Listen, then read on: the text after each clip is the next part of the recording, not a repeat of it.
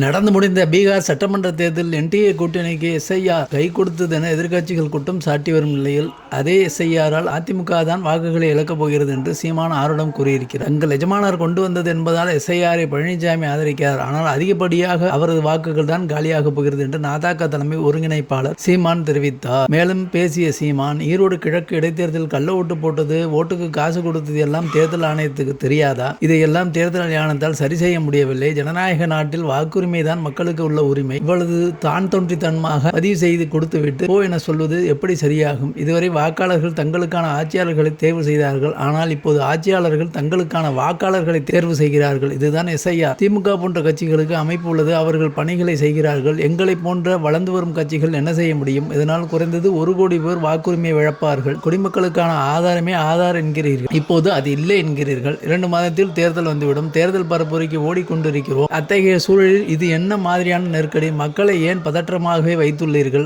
அதிமுக எஸ்ஐஆரை ஆதரிக்கிறது. ஏனென்றால் அவர்களது எஜமான் கொண்டு வந்தது. பழனிசாமி ஆதரிக்கிறார். ஆனால் அதிகப்படியான வாக்குகளை அதிமுக தான் இழக்கப் போகிறது. அவரது வாக்குகள் தான் காலியாக போகிறது என்று அவர் தெரிவித்துள்ளார். இதுபோன்ற செய்திகளை பார்க்க என் சேனலை சப்ஸ்கிரைப் பண்ணுங்க, சப்போர்ட் பண்ணுங்க. உங்க கருத்துக்களை கமெண்ட்ஸ்ல சொல்லுங்க.